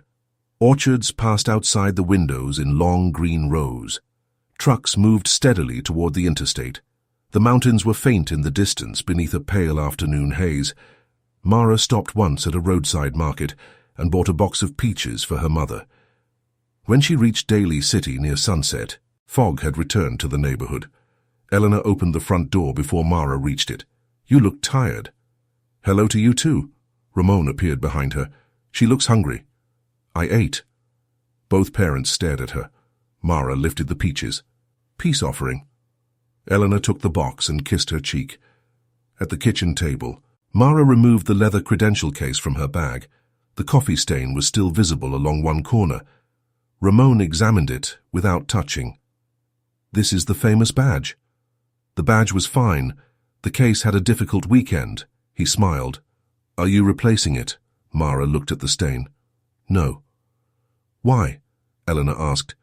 Because I want to remember something. What? Mara thought about Cole refusing to verify what he did not recognize. Mercer trusting a shortcut. Her own office trusting a green dashboard. Her own initials beneath language she had not examined closely enough. That being certain and being correct are not the same thing. Ramon nodded slowly. Before Mara could say more, her federal phone rang on the table. Rachel. Mara answered. I thought we were talking tomorrow. So did I. Rachel's voice had lost its usual lightness. I finished the first search. Mara stood straighter. How many counties? Not counties. Agencies. Mara waited. 42, Rachel said. The kitchen seemed to become very quiet. 42 agencies are using guidance based on the same revised Appendix C, and at least 11 of them converted written operational updates into supervisor-only briefings. Mara looked at the stained credential case on her parents' table. Arroyo Verde had felt like a local problem on Saturday morning. By Monday evening, it had become a map. Rachel continued. The director wants you in Sacramento tomorrow. For what? To decide whether we fix one county, Rachel said, or admit we built the same weakness into 42 agencies. Mara closed her eyes for one brief second. Then she looked at the verification card beside her bag. Can someone with less authority see something I am missing? She had her answer now. Arroyo Verde had seen it first. At 8:12 Tuesday morning, Mara stepped into the State Federal Coordination Building in Sacramento, carrying two objects that did not belong together. In her left hand was a briefing folder marked Appendix C Review. In her messenger bag was the leather credential case Travis Cole had dropped into a gas station trash can 3 days earlier. The case still smelled faintly of coffee when she opened the bag. She had considered replacing it before leaving Daly City. Her mother had even set a new leather holder beside the fruit bowl that morning, without saying anything. Mara had put the new one back in its box. Some things were worth repairing. Some were worth keeping exactly as they were. Rachel Kim met her outside the director's conference room with 2 coffees and a stack of printouts, thick enough to require both arms. You look rested, Rachel said. I'm choosing to hear that as friendship. It was fiction. Mara took 1 coffee. 42 agencies. 42 using the same language. 11 converted written operational updates into supervisor briefings. 7 more are doing something close enough that I don't like it. And the others? Still reviewing. Rachel lowered her voice. The director has legal, grants, training, compliance, and communications inside. Communications is there because someone heard about Arroyo Verde. Mara stopped walking. From whom? No idea. Nothing public. Yet. That last word followed them into the room. Director Evelyn Shaw sat at the head of a long table. She had hired Mara 8 years earlier and taught her that a good briefing answered the question before the listener had time to ask it. Today, Mara did not have that luxury. A map of California covered the main screen. 42 agencies were marked in blue. 11 were marked in orange. Arroyo Verde was red. Shaw pointed to the chair beside Rachel. Start with the simplest version. Mara sat. We issued flexible guidance. Local agencies use that flexibility to reduce written distribution.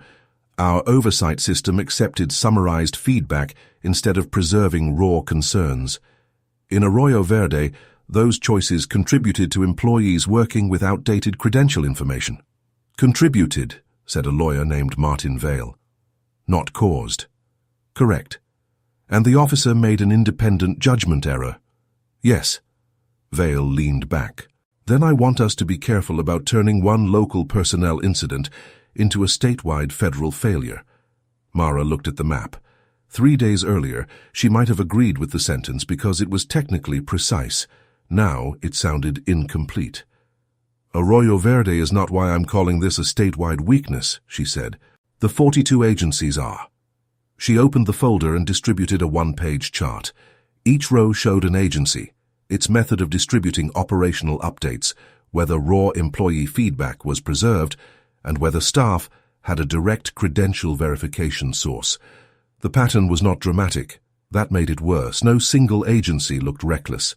Most had made small defensible adjustments.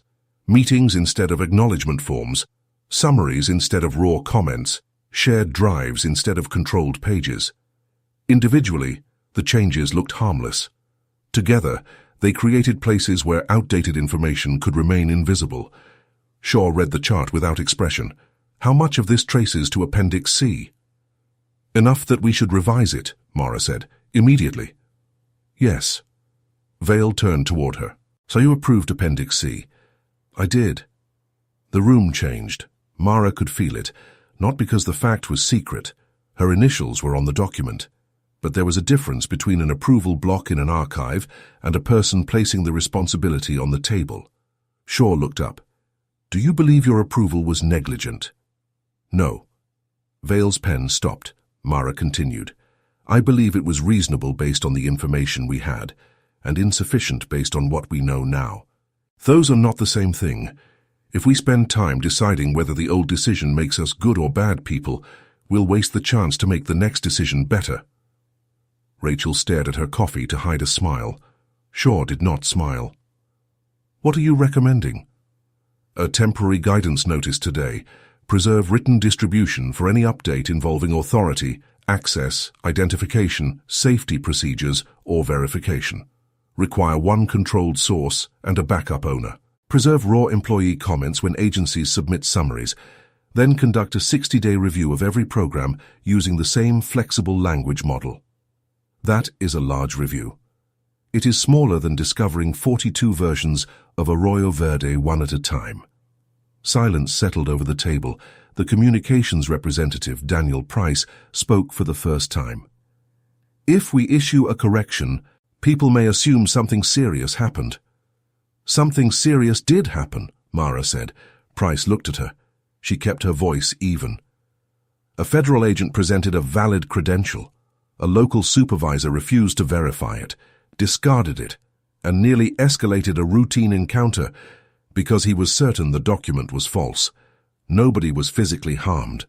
The problem was corrected quickly, but the incident exposed a weakness that our own guidance helped create. Vale tapped his pen. You want that level of detail in the internal notice? No. I want enough detail that people understand why the change matters. If we hide the reason, the new rule becomes another piece of paperwork people work around. Shaw finally leaned back. You've changed. Mara was not sure whether it was praise. Since Friday? Since I hired you. The room went quiet again. Shaw folded her hands. You used to walk into meetings with the answer. I still like answers. Yes, but now you're bringing questions. Mara thought of Ethan's card. Can someone with less authority see something I am missing? She reached into her messenger bag and placed the clean copy on the table. This came from a 6-week patrol officer. Shaw picked it up. Vale read the questions over her shoulder. Rachel said, "The third one is my favorite." "It makes managers uncomfortable," Mara said. "That is why it is my favorite." A few people laughed. The tension loosened. For the next 2 hours, the meeting stopped being a defense of old decisions and became a design session. Legal clarified which updates could never be verbal only. Grants required access to original employee comments. Training proposed a short verification module modeled on Arroyo Verde's exercise. Someone suggested replacing pause, check, verify, proceed with a cleaner phrase. Mara refused. "It worked for tired people in a real building," she said. "That matters more than sounding polished." At 11:38, Shaw approved the temporary notice. Rachel sent it to 42 agencies. Mara watched the progress bar move across her screen. For years, she had measured good work by how few mistakes reached the final page. Now she was beginning to understand a different measure. How quickly could a mistake become useful once someone found it? Her phone vibrated. A message from Chief Delaney. 30-day monitoring started. First morning went clean. Mercer has already annoyed everyone with acknowledgement reminders. A second message arrived. From Ethan. Attached was a photograph of the lobby poster. Below it, someone had added a handwritten note. "Asking is part of the job." Mara smiled. Then a third email appeared. Sender, Travis Cole. Subject, Training Case Study, Draft 1. She opened it. The first sentence made her stop. "I was not embarrassed because I did not know the answer. I became embarrassed because I tried to hide that I did not know it." Mara read the sentence again. Across the conference room, people were still arguing over wording. 42 agencies waited for instructions. Her own initials still sat on the policy that had helped create the problem. For the first time, none of that felt like a threat to her authority. It felt like the work.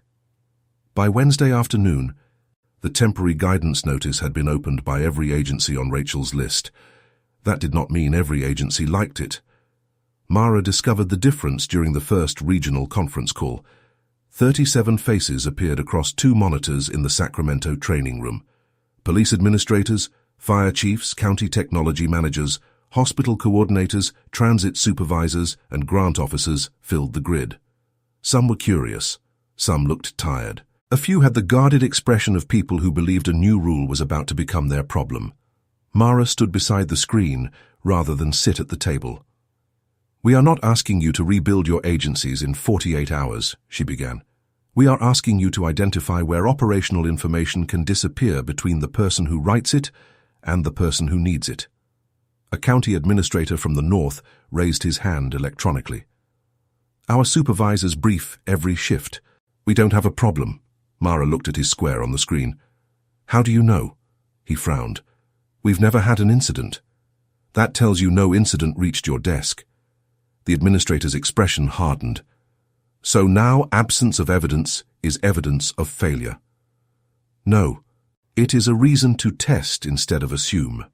Rachel sat behind Mara taking notes. The next question came from a transit authority director. "Are you telling us verbal briefings are prohibited?" "No." "Then what exactly changed?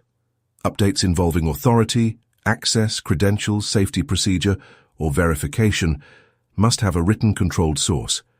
Supervisors can still explain them verbally. They just cannot be the only place the information exists." A fire chief nodded. "That I can live with." The county administrator did not. "This feels like a reaction to one embarrassing event." Mara had expected the sentence. She clicked to the next slide. It contained no photograph of the gas station, no name, no dramatic headline, just 3 columns: original employee comment, agency summary, federal dashboard status. In the first row, the original comment read, "Night shift keeps missing operational changes." The summary read, "Some employees requested administrative clarification." The federal status read, "No significant implementation concerns." The second row showed another agency.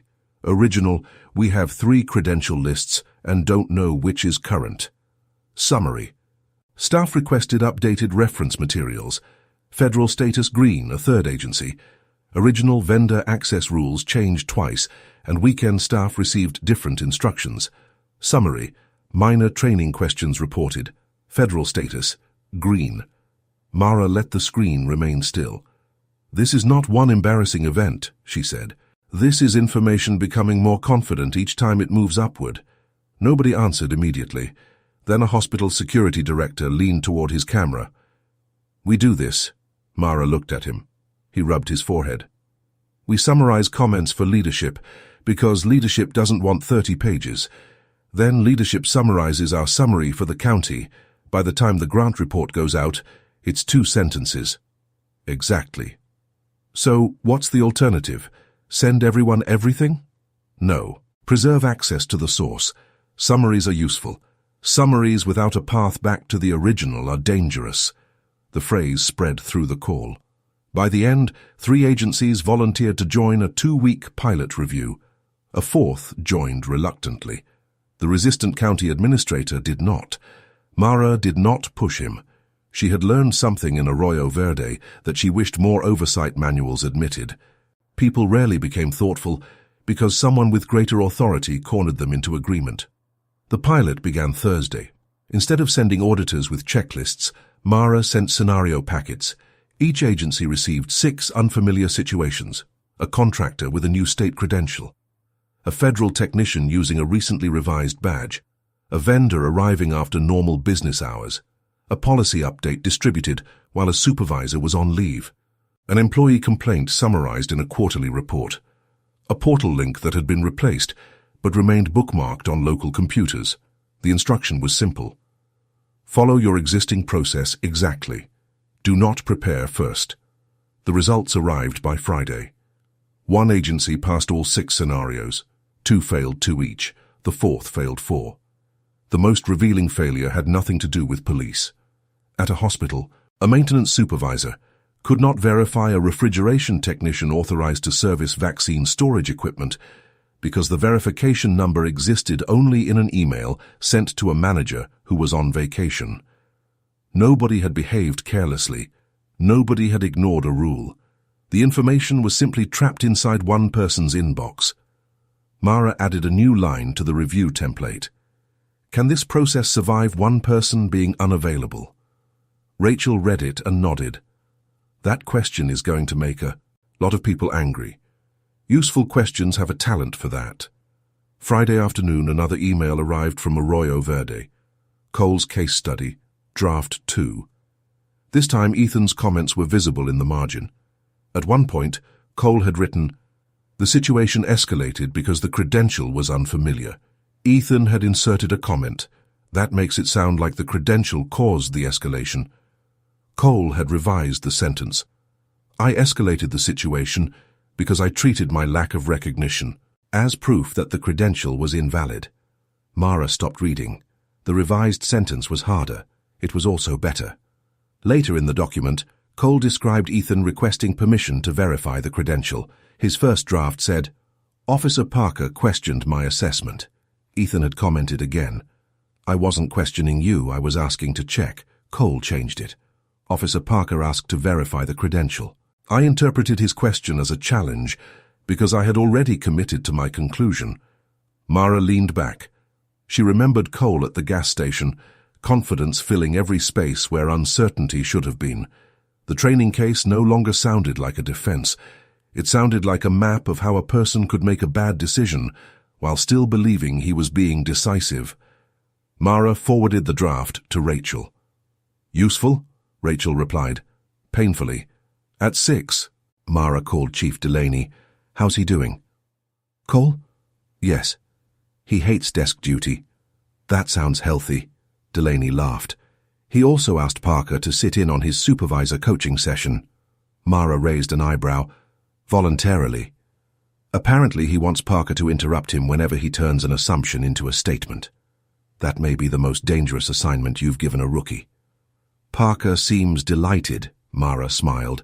Then Delaney's voice became more serious. "I got your pilot." "Scenarios? You're already in monitoring, you don't have to run them." "I know," a pause. "We ran them anyway." "How did you do?" 5 out of 6. "What failed?" Our backup verification owner was in the building but didn't know she was the backup. Mara laughed before she could stop herself. Delaney did too. It's funny now, the chief said, 30 seconds after we found it. That is the goal. After the call, Mara walked through the nearly empty Sacramento office. Most desks were dark. At Rachel's station, 42 agency folders covered the wall. Green, yellow, and red markers had begun replacing the original blue map. But Mara noticed something new. Rachel had placed a small card beside the map. It was Ethan's question. Can someone with less authority see something I am missing? Below it, Rachel had added another line. Can the answer survive the trip to the top? Mara stood there for a moment. A week earlier, she would have thought oversight meant seeing farther than everyone else. Now she understood that distance could blur as easily as it clarified. The people at the top did not always need more summaries. Sometimes they needed fewer filters, and sometimes the most important thing an authority figure could do was make it safer for the truth to arrive without being polished. First, 2 weeks later, Mara stood behind a podium she had hoped to avoid. The room belonged to the California Interagency Standards Council, a quarterly gathering of senior administrators whose decisions shaped training requirements across dozens of public agencies. Mara had briefed them many times. Usually she arrived with a polished deck, a recommendation, and 3 backup slides for every question. This time she carried one thin folder. Director Shaw sat in the front row. Rachel sat beside her. On the screen behind Mara was a single sentence. We followed the process. The process still lost information. The chairman, Howard Beck, adjusted his glasses. That wording is unusually severe. It is unusually clear, Mara said. A few people shifted in their seats. Mara began with Arroyo Verde. She did not identify Cole by name. She described a federal credential that a local supervisor did not recognize, a verification procedure that had not reached patrol, an outdated reference chart, and a rookie officer who chose to confirm rather than assume. Then she described what happened afterward. The county tested its process. The process failed. They changed it. They tested again. It failed in a different place. They changed it again. Only after the process worked for people who had not helped design it did Mara recommend continued funding. Then she moved outward. 42 agencies, 11 with supervisor-only distribution for some operational updates, 4 pilot agencies, 9 total scenario failures, 6 failures caused by information that existed but could not be reached by the person who needed it, 3 caused by summaries that hid the seriousness of employee concerns. No scandal, no conspiracy, no single person to blame. That made the room less comfortable than a scandal would have. Scandals allowed organizations to point at someone else. Systems required people to look at themselves. Beck folded his hands. What exactly are you asking this council to approve? 3 standards. Mara changed the slide. First, critical operational changes must have one controlled written source with a visible revision date. Second, every essential process must have a named backup owner who knows they are the backup. Third, summarized employee feedback must preserve a path to the original comments. A city administrator raised her hand. That creates record retention issues. It creates record retention responsibilities, Mara said. Those are not the same thing. Another member asked, what about agencies too small to maintain centralized systems? They do not need expensive software. Arroyo Verde built its temporary verification page in an afternoon. The standard is not technology. The standard is traceability. Beck glanced down at his packet. Your office approved the language now being revised. There it was. Mara knew the question was coming. She also knew everyone in the room had already read the approval history. Yes. Do you regret it? Mara considered the word. I regret that we did not test how agencies would interpret it under staffing pressure. That is not what I asked. No. A quiet murmur moved across the room. Mara continued. I do not regret making a decision with the information we had.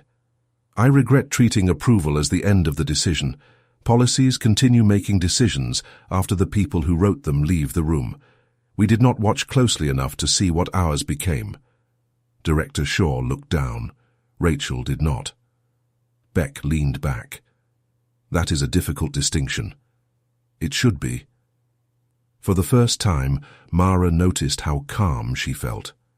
Not the old kind of calm, the kind she had built from preparation and control. Something steadier. She no longer needed the room to believe she had always been right.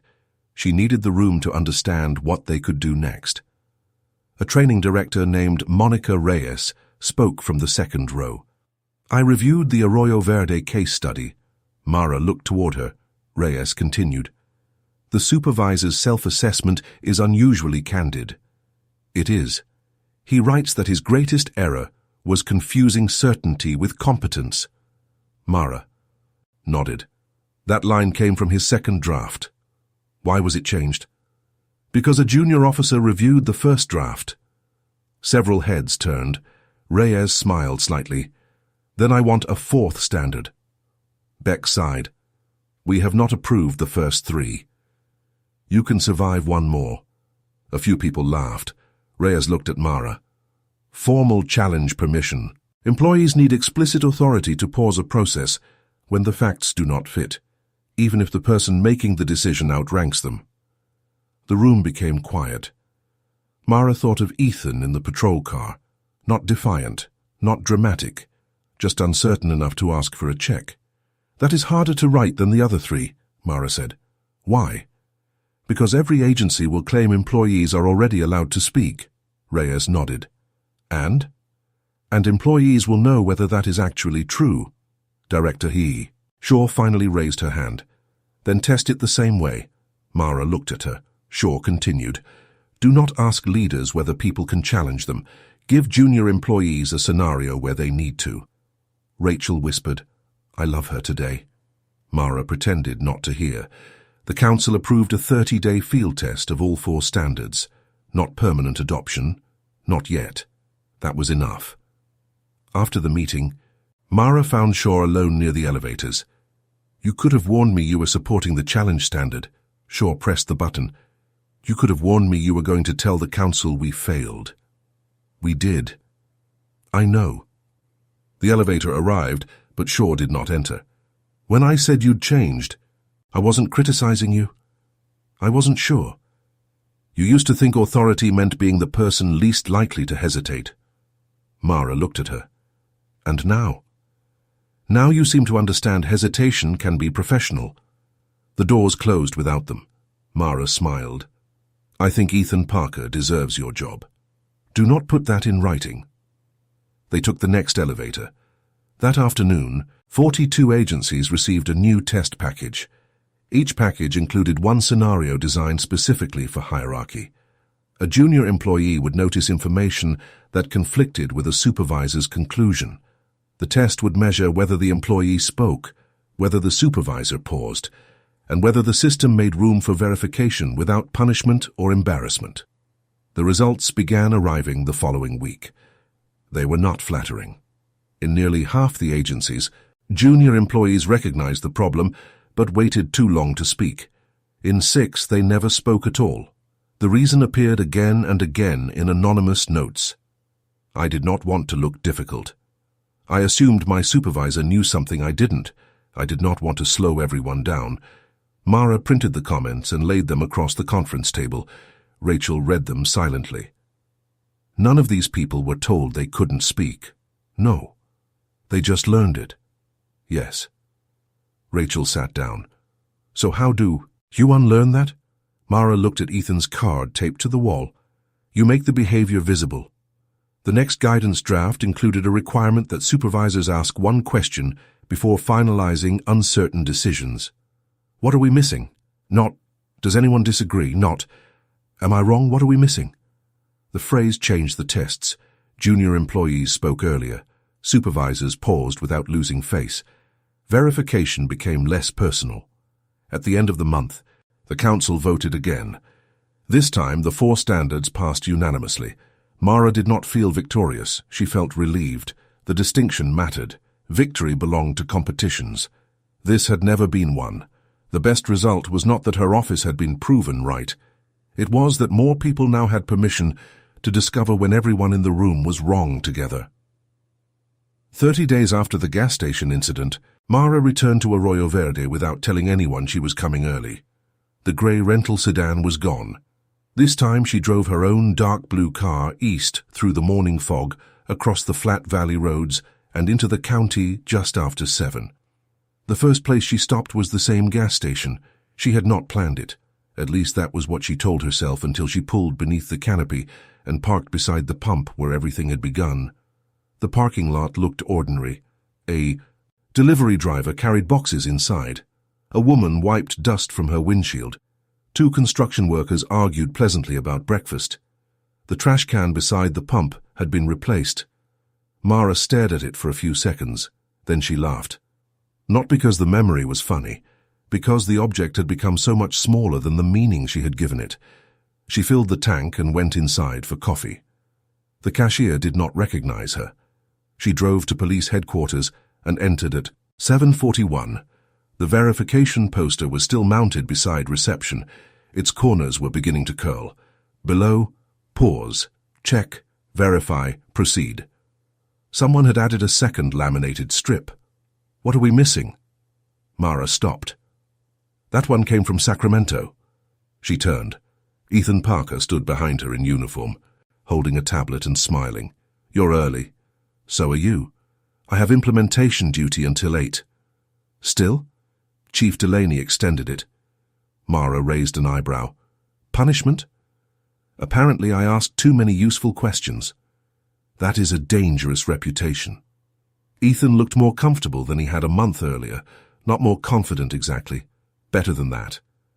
He seemed less worried about appearing inexperienced. He led Mara into the conference room. The controlled distribution log sat beside 30 days of monitoring reports. 27 unfamiliar credentials had been verified. Average time, 34 seconds. 4 outdated links had been discovered and redirected. 3 operational notices had missed initial acknowledgements and triggered backup owners. 2 employee comments had been escalated because the raw wording revealed a concern that the summary had softened. No major failures. Mara studied the report. Where's Mercer? Training room. Delaney? Also training room. Cole? Ethan hesitated. Training room. Mara looked at him. That sounds suspiciously coordinated. It might be. They crossed the hallway. Through the glass wall, Mara saw 12 supervisors seated in a semicircle. Captain Mercer stood near the board. Chief Delaney sat in the back. Cole stood at the front. He was wearing his uniform again. His sergeant's stripes were not. Mara stopped outside. Ethan spoke quietly. He asked not to return to supervisory duty yet. Was that Delaney's decision? Partly. She offered an interim return after he completed the requirements. He said he wanted 60 more days as a patrol officer. Mara watched Cole distribute a 1-page case study. He gave up rank? Temporarily. Pay too. That surprised her. Why? You should hear him explain it. Mara opened the door quietly and took a seat in the back beside Delaney. Cole noticed her. For half a second he lost his place. Then he continued. The credential was real, he told the group. My information was old. Those are facts. But neither fact explains my worst decision. He clicked to the next slide. I needed to be right faster than I needed to be accurate. Mara recognized the sentence from the case study. Cole looked around the room. I was the senior officer. Parker asked to verify. I heard that as doubt in me instead of doubt in the situation. One supervisor crossed his arms. So what should you have done? Thanked him. A few people shifted. Cole continued. I don't mean because he turned out to be right. I mean because checking should have been normal even if I had been right. He held up a training credential. This one is fake. He handed it to a lieutenant in the front row. Tell me what you think. The lieutenant examined it. Looks real. Verify. The lieutenant used the tablet. 20 seconds later, the screen returned invalid training credential. Cole nodded. Now imagine I mocked you because you thought it looked real. Would that make you more likely to speak next time? No. Exactly. He turned toward Ethan. Officer Parker, next scenario. Ethan walked to the front. There was no awkwardness between them now. Something more practical. Trust being rebuilt through repetition. For the next hour, Mara watched supervisors practice saying phrases that sounded simple until rank made them difficult. I don't know, check me. What are we missing? Show me the current source. Good catch. Again. Again. Again. At the end, Delaney asked Mara if she wanted to say anything. Mara stood. Every face turned toward her. A month earlier, she might have delivered a polished explanation of federal standards.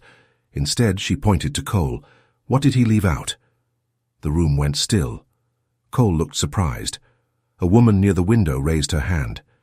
He didn't say the system failed him. Mara nodded. Did it? Yes. Did that erase his decision? No. Another supervisor spoke. He also didn't say the new system fixes everything. Does it? No. Mara smiled slightly. Good. She looked around the room. The goal is not to create a story where one person was wrong and everyone else learned a lesson. The goal is to keep looking after the story becomes comfortable. Afterward, Cole approached her in the hallway. I didn't know you were coming. That was intentional. He nodded toward the training room. So? You are better at teaching this than you were at living it. He winced. Fair. That was a compliment. I'm still learning your compliments. They walked toward the lobby. Cole stopped beside the A poster. I owe you something. You already apologized. Not that. He reached into his pocket and handed her a small object. A brass nameplate. Mara Villanueva. Verify before we decide. She stared at it. We had it made for the training room. Why are you giving it to me? This is the extra. Mara turned the plate over in her hand. Then she gave it back. Keep it. Cole frowned. You don't want it? I do. That's why you should keep it. He understood after a moment. The reminder belonged where the mistake had happened. Before leaving, Mara met Delaney in her office. The chief handed her the final monitoring packet. You're going to close us. The special monitoring period, yes. Normal review continues. Delaney exhaled. I never thought I'd be happy to hear normal review. Mara stood. How's Mercer? Annoyingly organized. Ethan? More dangerous every week. And Cole? Delaney looked through the glass toward the lobby. Still deciding what kind of supervisor he wants to be before he asks for the stripes back. Mara nodded. That sounds healthy. On the drive home, she called her mother. Elena answered with, Did you eat? I knew you were going to say that. Then why did you call without eating? I did eat. A pause. Something Filipino? Mara smiled. A gas station breakfast sandwich. That is not food. Come home. Mara laughed all the way to the next exit. The laughter surprised her. For a month, Arroyo Verde had existed in her mind as the place where a humiliating mistake exposed a broken chain. Now it was becoming the place where people stayed long enough to repair it. That mattered. Reform looked dramatic from a distance. Up close, it was usually a receptionist checking a number, a supervisor admitting uncertainty, a rookie speaking one sentence sooner, a backup owner opening an email, a training room repeating the same question until it became habit. It was not glamorous, it was not instant. It was people doing ordinary things differently on purpose. 6 months later, Mara stood in a training auditorium in Sacramento and watched a young county employee interrupt a deputy director. The employee could not have been more than 23. He wore an identification badge clipped crookedly to his shirt and held a tablet with both hands. Sir, he said, I think the source on the screen is outdated. The deputy director turned. For 1 second, Mara saw the old possibility, rank, embarrassment, the urge to defend a conclusion simply because people were watching. Then the deputy director looked at the room. What are we missing? The young employee stepped forward. He showed the revision date. Someone opened the controlled portal. The source on the screen was outdated. The deputy director nodded. Good catch. They corrected the scenario and continued. No applause. She smiled. The 4 standards had become part of a statewide guidance package 3 months earlier. The federal appendix Mara had once approved was replaced with language distinguishing convenience from critical distribution. All 42 agencies completed implementation reviews. The most important change was not on a dashboard. Employees spoke sooner, supervisors asked more questions, raw comments survived the trip upward. Verification happened before confidence hardened into a decision. There were still mistakes. A transit office found an outdated backup number, a hospital found old procedure cards, a county office failed a surprise test because someone had saved a screenshot instead of the live source. Each problem was corrected and reported without someone first trying to prove it harmless. That was new. After the training session, Rachel found Mara in the hallway. You have a package. From where? Arroyo Verde. Rachel handed her a rectangular cardboard box. Should I be concerned? With them? Always. They carried it to Mara's office. The office looked different now. Ethan's verification card was framed beside the door. A map of participating agencies covered one wall, but the red, yellow, and green markers were gone. Green makes people stop looking, Mara had said. Now every agency had the same neutral pin. Beside the map hung a small sign. What are we missing? Mara opened the box. Inside was the brass nameplate Cole had tried to give her. Mara Villanueva, verify before we decide. Under it was a note signed by Chief Delaney, Captain Mercer, Ethan Parker, and Travis Cole. We kept the original in the training room. This one belongs where the other half of the lesson happened. Mara read the note twice. Rachel leaned over her shoulder. That is annoyingly thoughtful. Yes. Are you putting it on your desk?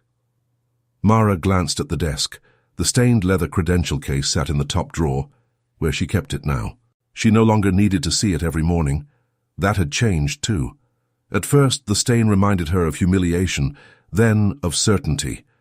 Eventually, Mara understood that keeping the damaged case in front of her every day still allowed one bad morning to define what came after it. She placed the brass nameplate beside her computer instead. Rachel watched. Better. Don't sound surprised. I am constantly surprised by your decorative choices. Mara threw the empty box at her. Rachel caught. Hayton laughed. The federal phone rang. Mara answered. Villanueva. Agent Villanueva, this is Ethan Parker. Mara looked at the clock. Officer Parker. Should I be worried? Probably not. That answer is not reassuring. He laughed. His uncertainty no longer sounded like weakness. It sounded like someone comfortable checking his own assumptions. I wanted to tell you before Chief Delaney does, he said. I got accepted into the state instructor program. Mara sat back. For what subject? Decision-making and verification. Of course. And Sergeant Cole is one of my references. Mara smiled. Sergeant? He got the stripes back last week. How do you feel about that? A pause. Good. Why? Because he didn't ask for them back until people around him were willing to tell him no. Mara looked at the brass nameplate. That is a better answer than I expected. I learned from Federal. Oversight. Do not ruin a good moment, Ethan laughed again. Then his tone softened. He's different. Mara waited. Not completely, Ethan said.